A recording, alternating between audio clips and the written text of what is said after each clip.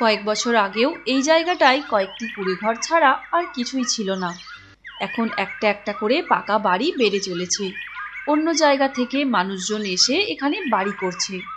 এই জায়গাটার নাম পঞ্চগড়। গ্রাম হলেও এখানে যোগাযোগ ব্যবস্থা বেশ ভালো। আর 2 কিলোমিটার দূরেই প্রধান শহর রাধানগর। এই ছোট্ট গ্রামটার বেশিরভাগ মানুষজনই কৃষিজীবী। প্রত্যেকেরই অল্প বিস্তর জমি আছে। তারা নিজেরাই নিজেদের জমিতে চাষবাস করে জীবিকা নির্বাহ করে। এই পঞ্চগড় গ্রামের বেশিরভাগ মানুষই গরিব অথবা মধ্যবিত্ত, কিন্তু যারা নতুন এসে এখানে বাড়ি করছে তারা বেশিরভাগই অবস্থাপন্ন ধনী ব্যক্তি। তাদের বাড়ি দেখলেই অবশ্য তা বোঝা যায়। একদম রাস্তার ধারেই দুটো বাড়ি আছে, যার মধ্যে একটা রামানন্দর। ওরা কয়েক পুরুষ ধরে এখানেই থাকে। আর এই বাড়িটা হলো অনিল বাবুর। বছর 2 হলো উনি নিজের গ্রাম বিরামডাঙ্গা থেকে উঠে এসে এখানে বাড়ি করেছেন। প্রতিদিন ভোর হতেই রামানন্দ কাঁধে কোদাল নিয়ে বাড়ি থেকে বের হয়ে যেত। রামানন্দ ছিল একজন গরিব কৃষক। গ্রামের পাশেই পশ্চিম জলা বলে বিস্তীর্ণ মাঠ ছিল। ওখানেই রামানন্দর চাষের জমি, প্রায় বিঘে 5 হবে। বছরে 2 বার 2 রকমের চাষ করত। বর্ষাকালে ধান চাষ করত আর শীতকালে আলু হতো। সারা বছর চাষ করে যা ফসল ফলতো তাতে নিজেরা খেয়ে আর কিছু ফসল বিক্রি করে কোনো রকমে সংসারটা চলত। শুধু রামানন্দ নয়, এই পঞ্চগড় গ্রামের যত পুরনো বাসিন্দা আছে তার বেশিরভাগই কৃষিজীবী, চাষবাস করেই সংসার চালায়। তবে নতুন যারা এই গ্রামে এসে বাড়ি করেছে তারা সবাই চাকুরিজীবী, নয়তো শহরে ব্যবসা করেন। যেমন অনিলবাবু রাধানগরের একটি রাষ্ট্রায়ত্ত ব্যাংকের ব্রাঞ্চ ম্যানেজার। তার নিজস্ব মোটর গাড়ি আছে। সোম থেকে শনি প্রতিদিন ঠিক সকাল 9টা বাজলেই উনি বাড়ি থেকে বের হয়ে যান। তারপর নিজেই গাড়ি চালিয়ে অফিসের উদ্দেশ্যে রওনা হয়ে যান।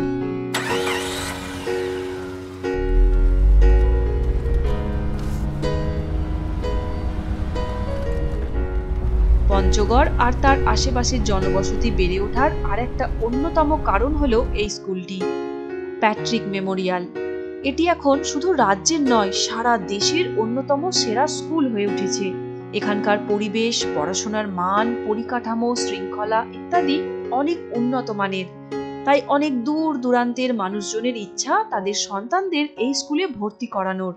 যথারীতি প্রতি বছর অতিরিক্ত ভর্তি হওয়ার আবেদনপত্র জমা করায় সুযোগ পাওয়াটাও খুব কঠিন হয়।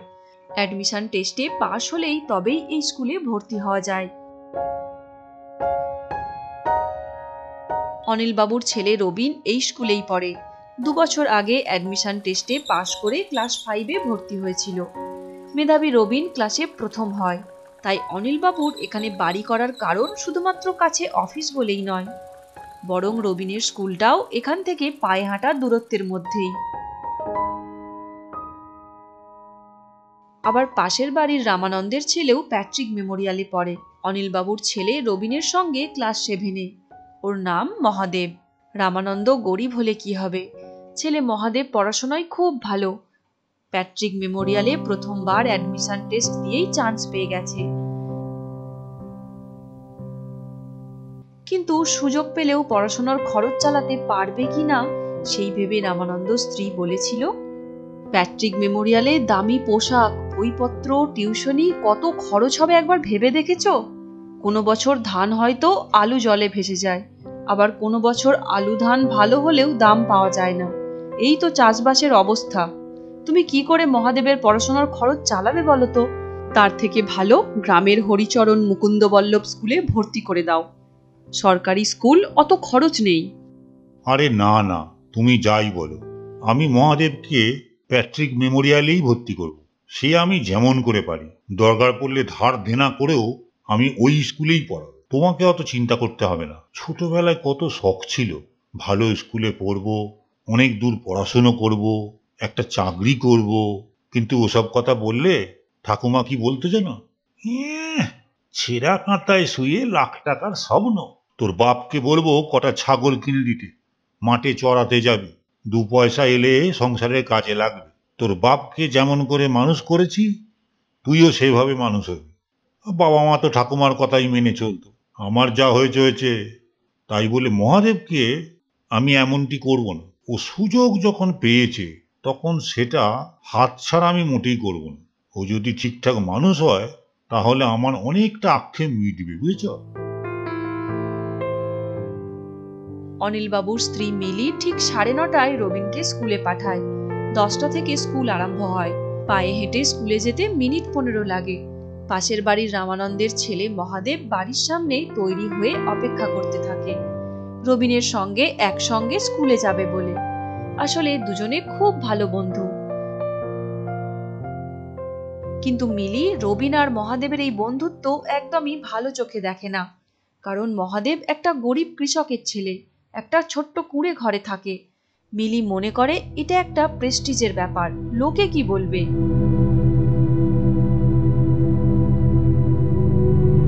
সকালে টিউশন, তারপর স্কুল, স্কুল থেকে ফিরে আবার টিউশন।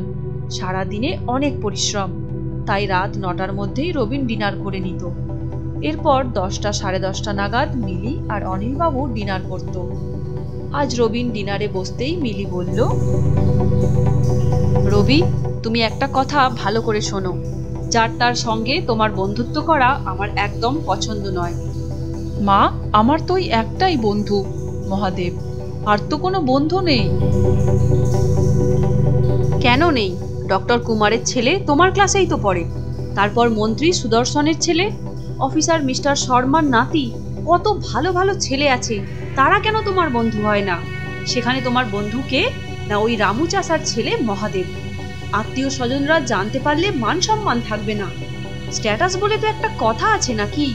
ভুলে যেও না, তোমার বাবা একজন ব্যাংকের ম্যানেজার। কিন্তু মা, আমার যাকে ভালো লাগবে তাকেই তো আমি বন্ধু করব। পড়াশোনা, খেলাধুলা সব ব্যাপারেই আমরা একে অপরকে হেল্প করি। ক্লাসের সবাই আমার বন্ধু, কিন্তু মহাদেব আমার প্রিয় বন্ধু। চুপ, একদম চুপ। প্রিয় বন্ধু? আহা, ওকে ওইভাবে বকছো কেন? ও তো ঠিকই বলেছে। ওর যাকে মন থেকে চাইবে তাকে বন্ধু করবে, এতে অসুবিধে কোথায়? আর মহাদেব, ওর বাবা মা, ওরা খারাপ নয় তো।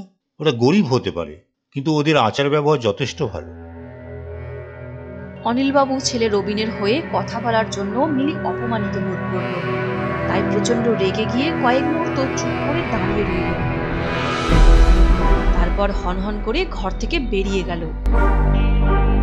পরদিন যথারীতি 9:30টার সময় রবিন স্কুলের উদ্দেশ্যে রওনা হয়ে গেল এবং মহাদেব প্রতিদিনের মতো বাড়ির সামনে অপেক্ষা করছিল। রবিন আসতেই একসাথে দুজনে স্কুলে চলে গেল। মিলিও ছাড়বার পাত্রী নয়। গতকাল রাত্রের ঘটনা তাকে যেন আরো তাতিয়ে দিয়েছিল।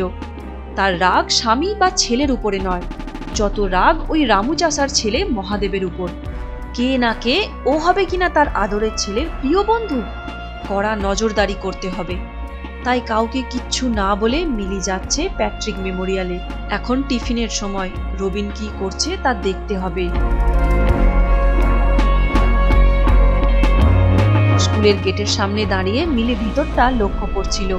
অনেক ছেলে মেয়েদের মধ্যে রবিন আর মহাদেব থাকতে পারে। স্কুলের বাচ্চা ছেলেমেয়েরা ছোটাছুটি করছিল। অনেকে আবার দল বেঁধে গল্পগুজব করছিল। কিছু বাচ্চা আবার খেলতে ব্যস্ত।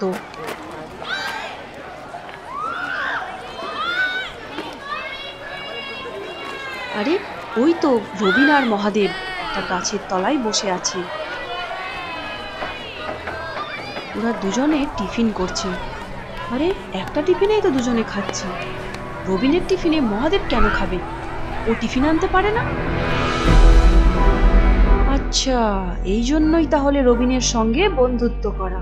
সারাদিন ছেলেটা আমার আধপেটা খেয়ে থাকবে। ওর মা বাবার কোনো আক্কেল নেই, ছেলেটাকে টিফিন দিতে পারে না। যত সব, আজ একটা হেস্তনেস্ত করেই ছাড়বো।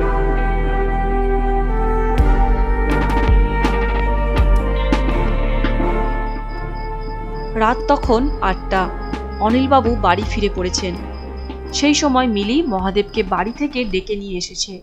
সবাইয়ের সামনে ওকে ধরতে হবে, যেন হাটে হাড়ি ভাঙার ব্যবস্থা।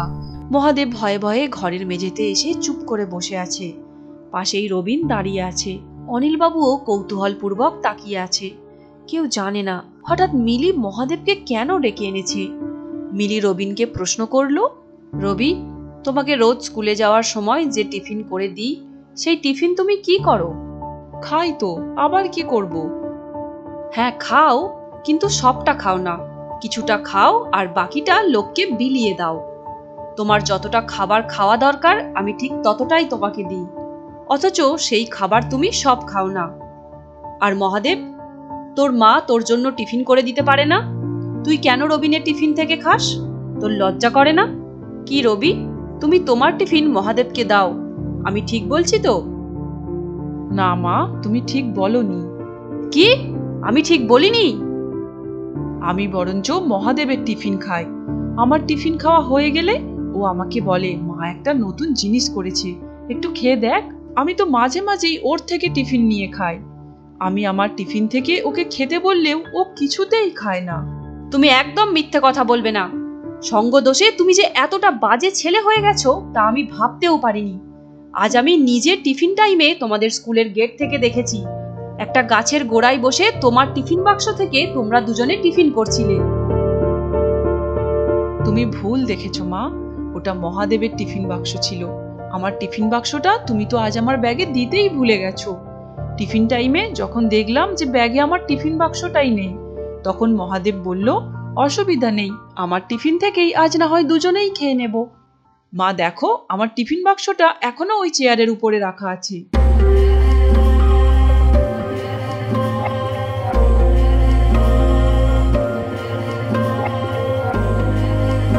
মুহূর্তের মধ্যে ঘরের পরিবেশটা পরিবর্তন হয়ে গেল। সবাই চুপ হয়ে গেল। মিলির হম্বিতম্বি একেবারে মিলিয়ে গেল।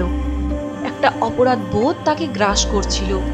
ছলছল চোখে ভাবছিল, সে কি কাণ্ডটাই না করলো।